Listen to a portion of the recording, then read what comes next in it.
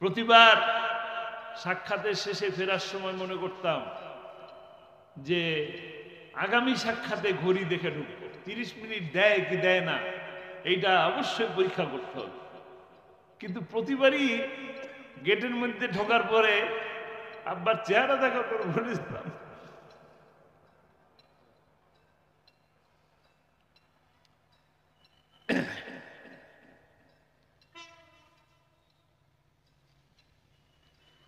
চেহারা দেখার পরে আর ঘড়ি দেখার কথা ভুলে যেতাম। কেমন আছেন? ভালো আছি, এই কথা বলতে বলতে সময় শেষ, আবার চলে যেতাম। আপনাদের চিকিৎসা ব্যবস্থা কি? হার্ট অ্যাটাকের কথা বললো, এই তাজউদ্দিন মেডিকেল কলেজে নিয়ে গেলেন। আমি তখন আমেরিকা, এখান থেকে আমাকে ফখরুদ্দিন মানিক ভাই, নাম শুনছেন আপনারা? ফখরুদ্দিন মানিক ভাই, তিনি ফোন করলেন, তিনি জানালেন এইভাবে এখানে নিয়ে আসা হয়েছে। এরপরে এখান থেকে উন্নত চিকিৎসার জন্য ঢাকায় নিয়ে যাওয়া হচ্ছে। কোন হাসপাতালে নিচ্ছে কেউ জানে না। কেউ যাচ্ছে সরোয়ার্দিতে, কেউ যাচ্ছে পিজিতে, কেউ যাচ্ছে ঢাকা মেডিকেলে। একটা সময় জানা গেল যে ওনাকে পিজি হাসপাতালে নিয়ে আসা হচ্ছে। পিজি হাসপাতালের দৃশ্য তো আপনারা সকলেই দেখছেন, লাখো মানুষের উপস্থিতি, সকলকে কি সুন্দর করে একটি সালাম দিলেন।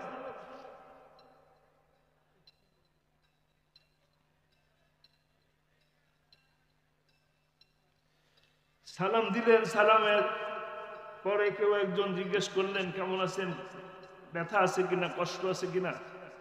তিনি বললেন আলহামদুলিল্লাহ, আল্লাহ অনেক ভালো রেখেছে। মনে আছে? এরপরে একটা সুন্দর জান্নাতি হাসি দিলেন,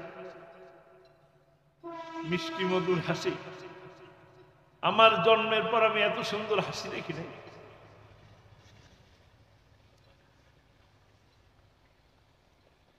আমি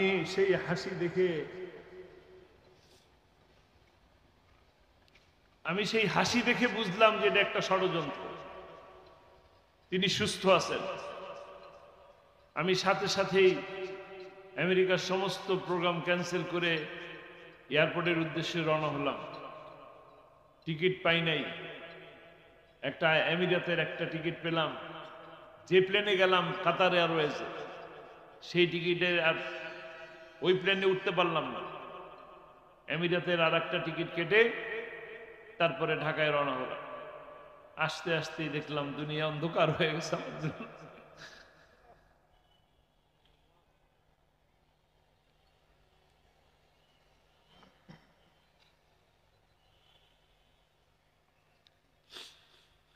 আপনাদের প্রিয় কোরআনের পাখি দুনিয়ার নাই, একটা সুন্দর হাসি দিয়ে দুনিয়া থেকে চলে গেছে। আমরা সারা জীবনের জন্য এই পৃথিবীতে আসি নাই, কিন্তু তার যাওয়াটা ছিল অত্যন্ত সুন্দর। এত সুন্দর বিদায় দুনিয়াতে কেউ নিছেন আমার জানা নেই। সারা বিশ্ববাসীকে সালাম দিয়ে আল্লাহর শুকরিয়া আদায় করে চমৎকার একটি জান্নাতি হাসি দিয়ে চলে গেলেন। জানিয়ে গেলেন 13 বছর নয়, 26 বছর নয়, 30 বছর, 50 বছর নয়, আল্লামা সাইদির মাথা নত করাবার নয়। যতই জুলুম করো, মামলা করো, ফাঁসি দাও, আপোষ সাইদি করে না।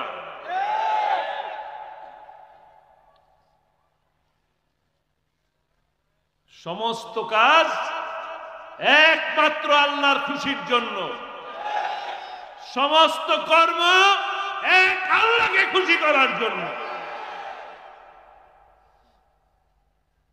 কোরআনের দাওয়াত দেওয়া কোনো অপরাধ না। কোরআনের দাওয়াত দেওয়া যদি কোনো অপরাধ হয়, তবে আল্লামা সাইদি বলেছেন 1000 বার ফাঁসির মঞ্চে যাওয়ার জন্য প্রস্তুত আছে। ফাঁসির দড়ি আল্লামা সাঈদীর জুতার ফিতা ছিল। 28শে ফেব্রুয়ারিতে ফাঁসির রায় দেওয়া হয়েছিল, মনে আছে না? কোন লাভ হয়েছে? কোরআন প্রেমিক জনতা, ইসলাম প্রিয় বাংলাদেশি ভাইরা আল্লামা সাঈদীর ফাঁসির রায়কে মেনে নেয় নাই। যতই রাজাকার বলো, আল্লামা সাঈদী বলছিলেন রাজাকার বলে মানুষের কাছ থেকে আমাকে বিচ্ছিন্ন করা যাবে না। যাবে? যাবে না। আল্লামা সাঈদীর কাছে এমনি এমনি আসে না। কেন আসে? কোরআনের জন্য, আল্লামা সাঈদীর জন্য মানুষকে ভালোবাসে। ঠিক কিনা? ঠিক। আল্লাহু আকবার। অসংখ্য মানুষের রক্ত এবং জীবনের বিনিময়ে তারা তাদের সেই ষড়যন্ত্র চক্রান্ত আল্লামা সাঈদীকে ফাঁসির রশিতে নেওয়ার বেচতে গেছে। দিতে পারে নাই। দিতে পারছে? পারে নাই। কিন্তু তাদের চক্রান্ত থেমে থাকে নাই। থেমে থাকছে? থেমে থাকে নাই। তারা তাকে হত্যা করার অনেক রকম প্রচেষ্টা করছে। জেলের মধ্যেও করছে, জেলের বাইরেও করছে, জেলের ভিতরেও করছে, এই গাজীপুরে বসে করছে, এই কাশিমপুরে করছে, মুন্সিগঞ্জে নিয়ে করেছে, রাজশাহীতে নিয়েও করেছে। তাকে হত্যা করার চেষ্টা করা হয়েছে, পারে নাই। সর্বশেষ যে চেষ্টা, রয়ের চেষ্টা, ভারতের চেষ্টা, ভারত তাকে এই বুদ্ধি দিয়ে, হাসিনাকে বুদ্ধি দিয়ে তারা কাশিমপুর জেল থেকে পিজি হাসপাতালে নিয়ে ওই যে ডাক্তার মোস্তফা জামান, ওই কুলাঙ্গারের মাধ্যমেই তাদের এই হত্যা প্রচেষ্টা সফল করেছে। তাকে আমরা দেখেছি 14 তারিখ দুপুরবেলাও আমরা দেখেছি। ভিডিও দেখেছেন না ফেসবুকে? হাসপাতালের বিছানার মধ্যে কালো একটি পাঞ্জাবি পরা, মাথায় টুপি দিয়ে তিনি বসে আছেন। যেভাবে সবসময় বসে থাকেন ওইভাবে বসেছিলেন। অসুস্থ ছিল? আপনাদের কি মনে হয় অসুস্থ ছিল? তিনি পূর্ণ সুস্থ ছিল। তাকে ইনজেকশন পুশ করে হত্যা করা হয়েছে।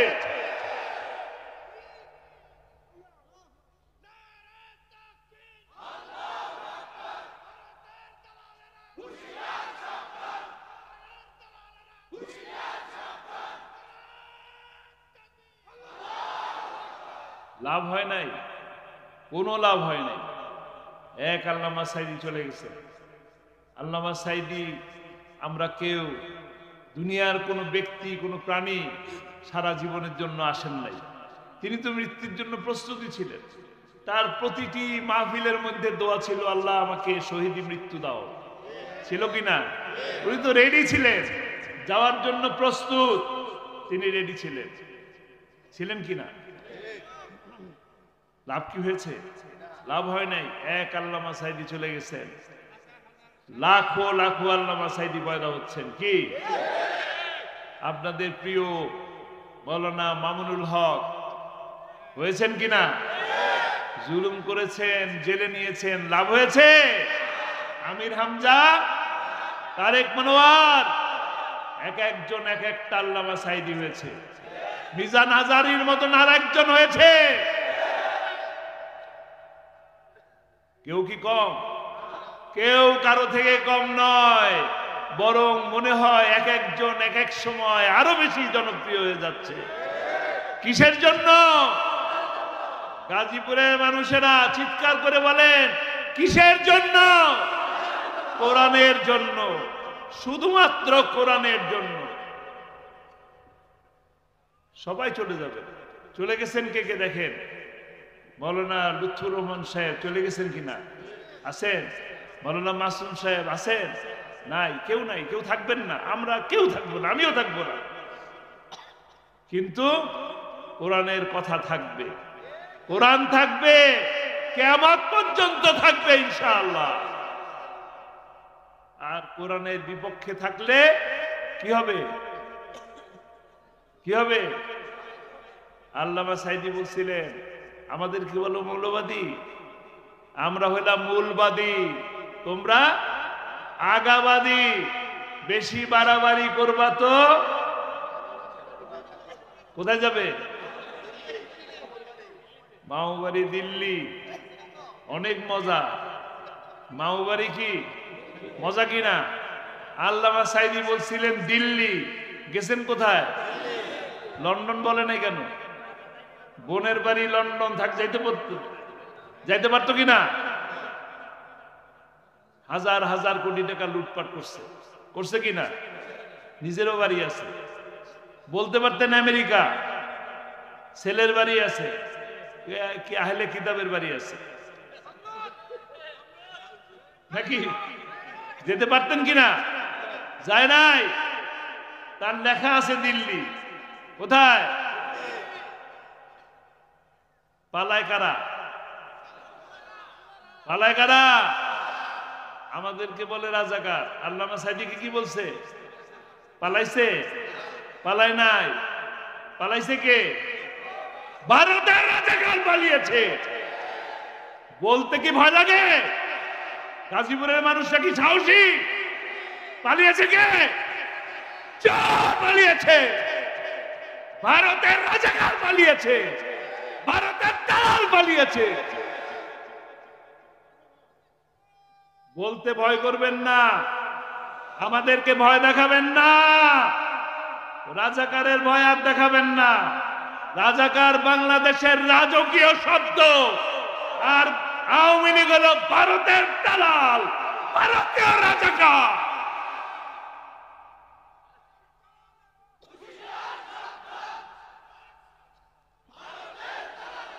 নাস্তিকদের জায়গা হবে না বাংলার মাটিতে। কোন নাস্তিকের স্থান নাই, নাস্তিকদের স্থান নাই। স্পষ্ট কথা। কোরআনের পক্ষে থাকবেন, সম্মানিত হবেন। আমরা সম্মান দিব, শুধু তাই না, আল্লাহ তাআলা সম্মান দিবেন। কে সম্মান দিবেন? সম্মান দেওয়ার মালিক কে? আল্লাহ। কাজেই কোরআনের পক্ষে আসুন। চট করে চলে আসার কথা বলতেছেন, আসেন, কোরআনের পক্ষে আসেন, কোনো অসুবিধা নেই। যদি কিনা চট করে চলে আসতে চান কোরআনের বিপক্ষের জন্য, তাহলে কি করবেন? গাজীপুরবাসী কট করে ধরবেন, ঝট করে ট্রাইব্যুনালে পাঠিয়ে দিবেন। যে ট্রাইব্যুনালে 13টি বছর আমাদেরকে দিনে দুপুরে মিথ্যে কথা বলা হয়েছে, দিনে দুপুরে মিথ্যা কথা বলা হয়েছে, ক্যামেরার সামনে থেকে সাক্ষীকে অপহরণ করা হয়েছে, যে ট্রাইব্যুনাল থেকে স্কাইপ কেলেঙ্কারি করা হয়েছে, সেই ট্রাইব্যুনালে বিচার হবে। কোনো সাক্ষী অপহরণ হবে না, গ্যারান্টি দিচ্ছি, গ্যারান্টি। কোনো সাক্ষী অপহরণ হবে না, বিচার হবে, ন্যায় বিচার হবে। লগি বৈঠা দিয়ে হত্যার বিচার হবে। 5ই মেতে শাপলা চত্বরে আলেম ওলামাদেরকে হত্যা করেছেন, তার বিচার হবে।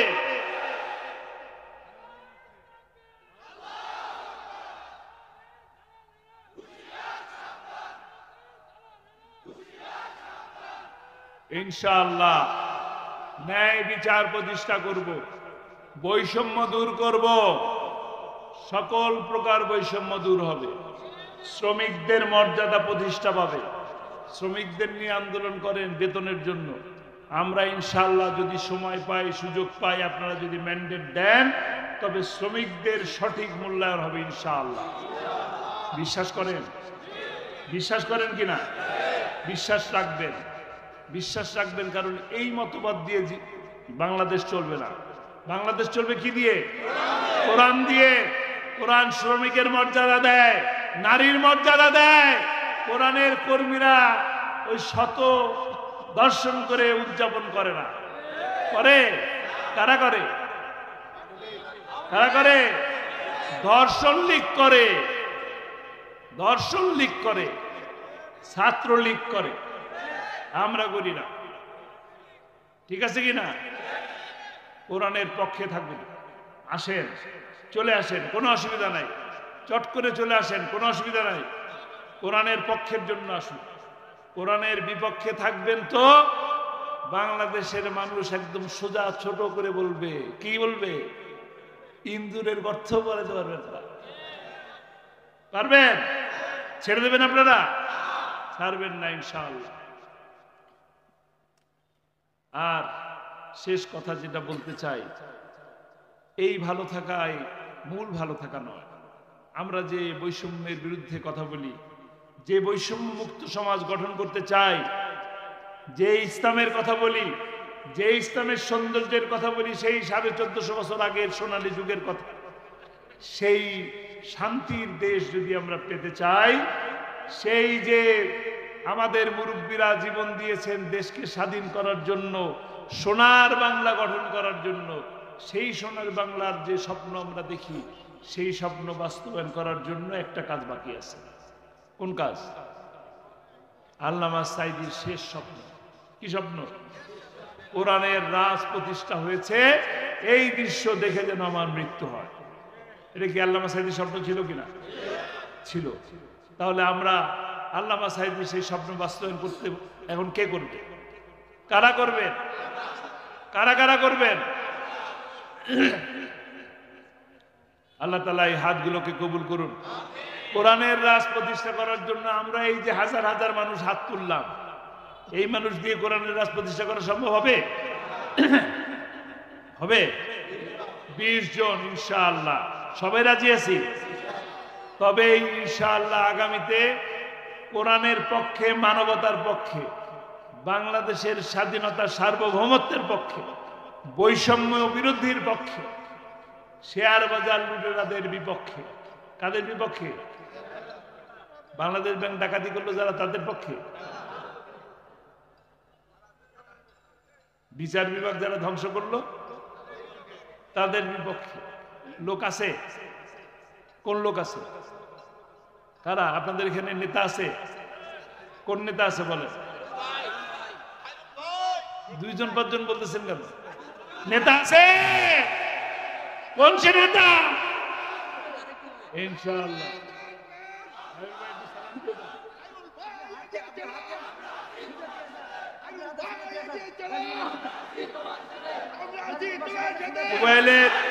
মোবাইলের ভাই সাহেব, মোবাইলের ভাই সাহেব, আপনারা যারা আছেন খায়রুল ভাইকে দেখে রাখেন। একটা কথা মনে রাখবেন, আপনারা আল্লামা সাঈদীকে ভালোবাসেন। আমরা 11টা বছর এই কাশিমপুরে আসছি আর গেছি। সব থেকে বেশি সাহায্য করছেন তিনি তো দুনিয়া থেকে চলে গেছেন। আমার অত্যন্ত বন্ধু মানুষ, আমার খুব প্রিয় মানুষ, ভালোবাসার মানুষ। কে বলেন? সানাউল্লাহ ভাই। আমরা একসাথে হজ করছি। এই 2019 সালে আমরা একসাথে হজ করেছি। আল্লাহ তাআলা তাকে জান্নাত নসিব করুন। অনেক ভালো মানুষ ছিলেন, বিনয়ী মানুষ ছিলেন। আল্লাহ তাআলা তাকে জান্নাতের উঁচু মাকাম দান করুন। অনেক ধৈর্যশীল মানুষ ছিলেন, এত কষ্ট করছেন, কখনো কষ্টের কথা বলেন নাই। যখনই ফোন করছি কেমো দিয়ে আসার পরে, ভাই কেমন আছেন, সাথে সাথে বলছেন আলহামদুলিল্লাহ, আলহামদুলিল্লাহ, আল্লাহ ভালো রাখছে। আল্লাহ তাআলা তাকে জান্নাত নসিব করুন। তার কবরটাকে জান্নাতে নূর দিয়ে সাজিয়ে দিন, জান্নাতি পোশাক পরে ঘুম করিয়ে রাখুন। এরপরে সব থেকে বেশি কষ্ট করছেন আমাদের এই খায়রুল হাসান ভাই, আর আমাদের এই আর এক মুরব্বী ভাই। অনেক কষ্ট করছেন, অনেক সময় জ্বালিয়েছে, কিন্তু কখনো বিরক্ত বোধ করেন নাই। মনে রাখবেন আপনারা, এই উপকারী মানুষের পাশে থাকবেন ইনশাআল্লাহ। রাজি আছেন? কারা কারা রাজি আছেন? ইনশাআল্লাহ। আল্লাহ তাআলা এই হাতকে কবুল করুন। আমরা আছি আপনার সাথে। আমাদের আর এক ভাই আছেন, আমাদের আর এক ভাই আছে হোসেন আলী ভাই, গাজীপুর 2, 5 আর 2 পাশাপাশি আছে। ঠিক আছে? সব জায়গা ছড়াই দিবেন, গোটা গাজীপুরে ছড়াই দিবেন। এক একজন 20 জনকে বলবেন ইনশাআল্লাহ। সেই 20 জনও 20 জন করে বলবেন ইনশাআল্লাহ। ঠিক আছে? আল্লাহ কবুল করুন। আল্লাহ তাআলা আমাদের সকলকে এই দেশের জন্য, কোরআনের জন্য, ইসলামের জন্য আল্লাহ তাআলা কবুল করে নিন। আর এই যে আদর্শ বিদ্যালয়, এই বিদ্যালয়কেও কবুল করুন। এই সর্বপ্রথম মহান মুনিবের দরবারে শুকরিয়া আদায় করি। আল্লাহ রাব্বুল আলামিন আমাদেরকে দীর্ঘ 16 বছর পর মুক্ত আকাশের নিচে এরকম একটি সুন্দর পরিবেশে কোরআনের কথা জানার শোনার বলার যে তৌফিক আল্লাহ রাব্বুল আলামিন দান করলেন, সেই আল্লাহ সুবহানাহু ওয়া তাআলার শাহী দরবারে কালিমাতুশ শুকর আদায় করছি, বলি আলহামদুলিল্লাহ। রব্বানা লাকাল হামদ হামদান কাসীরান তাইয়্যিবান মুবারাকান ফীহি। সেই সাথে ধন্যবাদ জানাই, ধন্যবাদ জানাবো কিনা? কাকে? এই যে আলহামদুলিল্লাহ বললাম, আল্লাহকে ধন্যবাদ দেওয়া হলো না, আরেকটা ধন্যবাদ জানানো দরকার। কাকে? কাকে?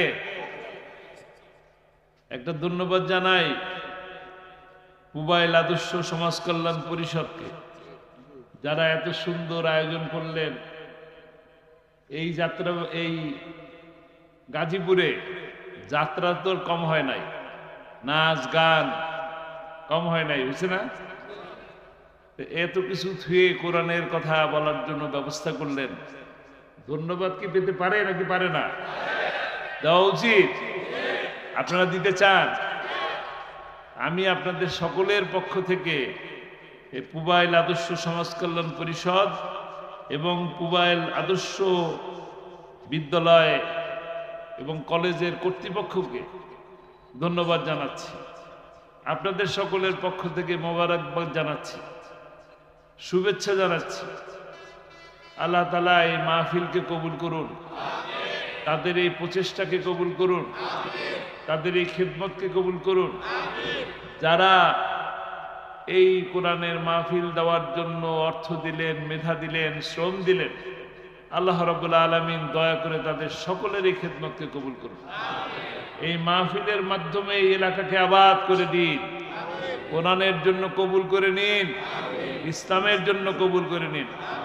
খাস করে দোয়া করি আল্লাহ রাব্বুল আলামিন সেই কঠিন বিচারের দিন হাসরের ময়দানে, যখন আপনার আমার কেউ কারো কোনো উপকারে আসবো না, সেই সময় আল্লাহ যেন দয়া করে মায়া করে এই মাহফিলের উসিলায় আমাদের জন্য নাজাতের ব্যবস্থা করে দেন, বলি আমিন। আমরা শুকরিয়া আদায় করি, শুকরিয়া আদায় করি যে আল্লাহ রাব্বুল আলামিন আমাদেরকে কথা বলার সুযোগ করে দিয়েছে। আমরা গত 16 বছর কোথাও কথা বলার কোনো সুযোগ পাই নাই। 5 জন মিলে ঘরের মধ্যে বসলে আমাদেরকে বলতো জঙ্গি। আমরা 10 জন মিলে কোথাও কথা বললে বলতো সরকারের উৎখাতের ষড়যন্ত্র করছি। আমরা কোথাও 4-5 জন একসাথে বসলে বলতো নাশকতার পরিকল্পনা করছি।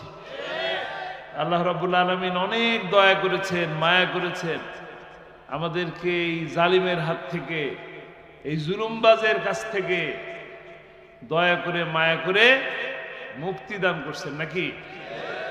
মুক্তি তো পাওয়ার কথা ছিল না। অনেক মানুষের জীবনের বিনিময়ে, অনেক রক্ত, এই সমস্ত কিছুর বিনিময়, ত্যাগ, কোরবানির বিনিময়ে আল্লাহ তাআলা এই মুক্তি দান করছেন।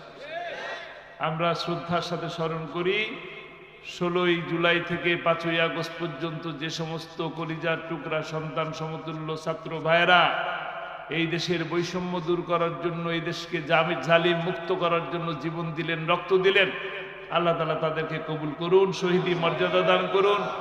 যারা অসুস্থ আছেন, এখনো হাসপাতালে আছেন কিংবা বাসার বিছানায় কাতরাচ্ছেন, আল্লাহ তাআলা তাদেরকে সুস্থতার পূর্ণ নেয়ামত দান করুন।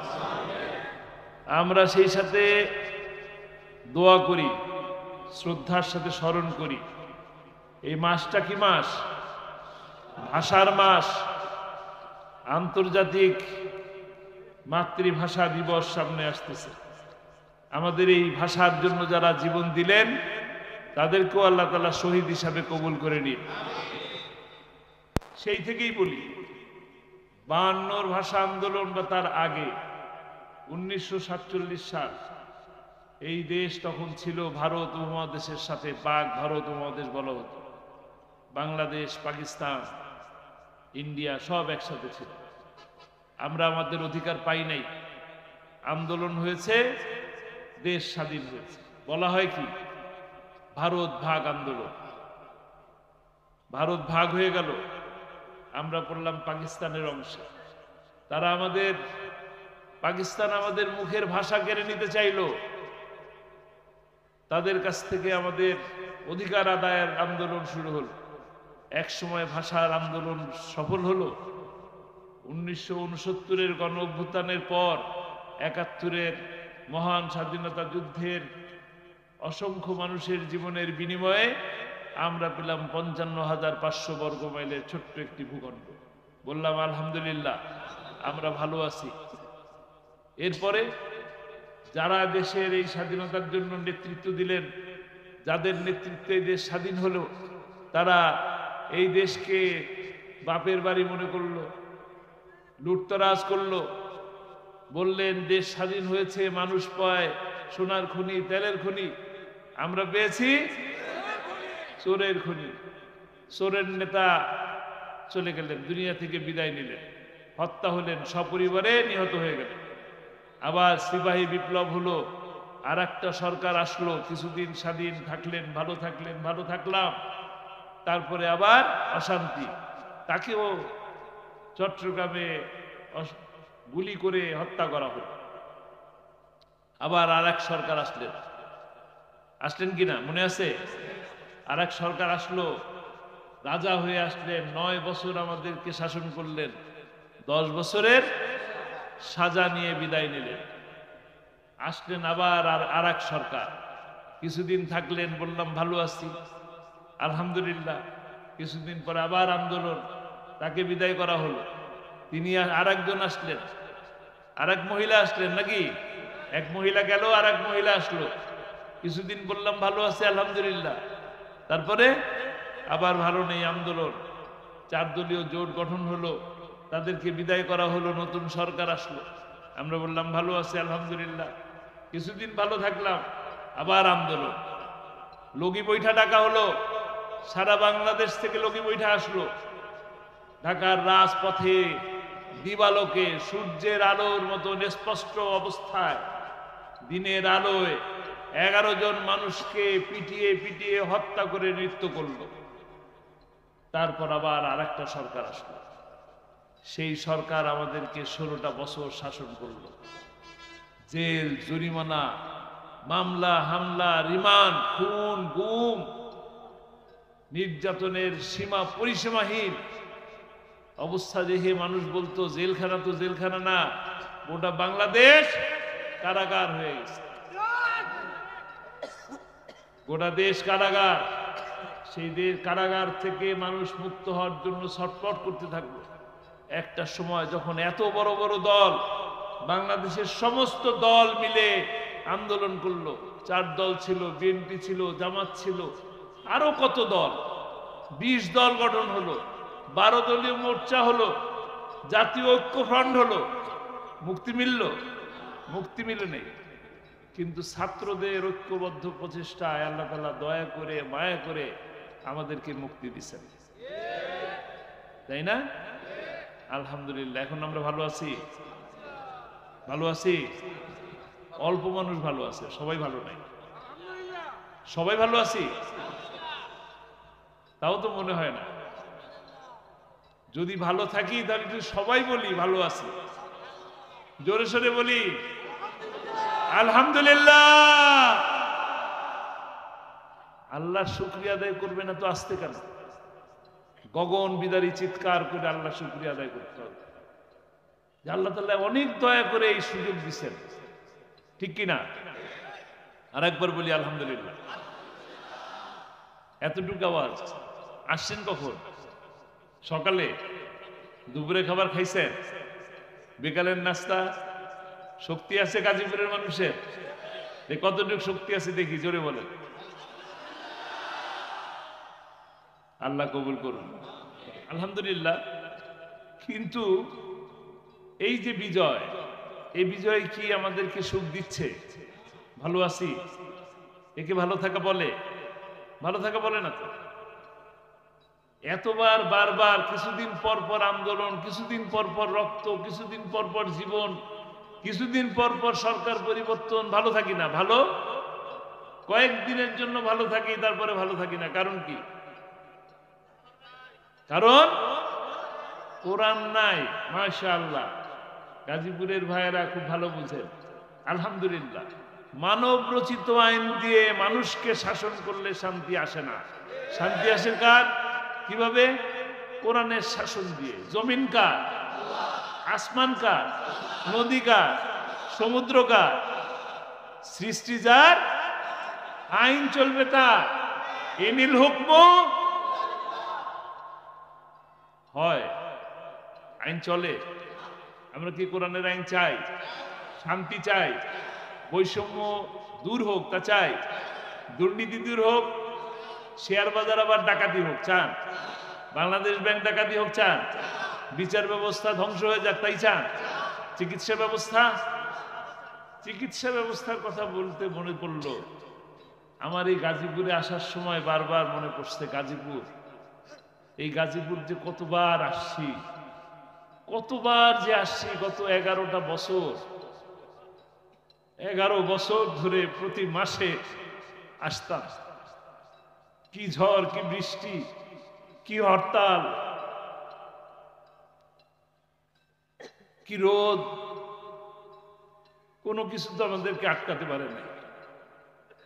প্রতি মাসে একবার আসতাম, প্রতি মাসে একবার করে আসতে হতো। সেই সকাল 7:30টার দিকে রওনা হতাম, মাকে নিয়ে আসতাম আপনাদের এই খুব কাছে ঘাসিমপুরে।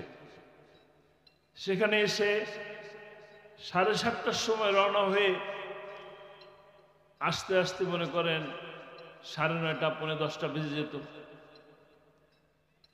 কোনো কোনো সময় 3 ঘন্টা 4 ঘন্টা লাগতো। এখন তো ফ্লাইওভার গুলো হয়ে গেছে, আমাদের চোখের সামনে এই কাজগুলো হয়েছে দেখছি। এই রাস্তা কত খারাপ ছিল। এইভাবে এই ভাঙা রাস্তার মধ্যে থেকে আমার বয়স্ক মাকে নিয়ে আসতাম। যেতে যেতে তার পা ফুলে যেত, গাড়ির মধ্যে বসে থাকতে থাকতে। তারপরও আসতাম।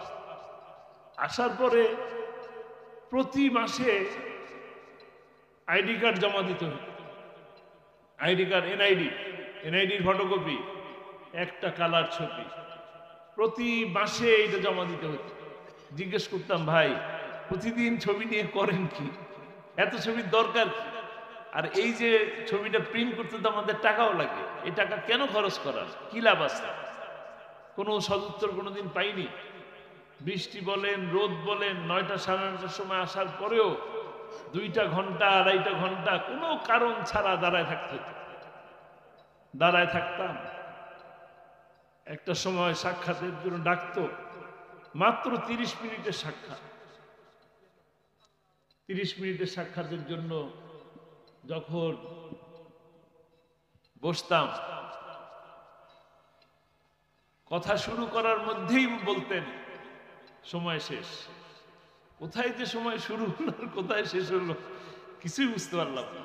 আল্লাহ আপনাদেরকেও কবুল করুন, সুস্থ রাখুন, ভালো রাখুন। আর যে কথাগুলো বললাম এই কথাগুলো আমাকে পালন করার তৌফিক দান করুন। আমা তৌফিক ইল্লা বিল্লাহ। আসসালামু আলাইকুম ওয়া রাহমাতুল্লাহ।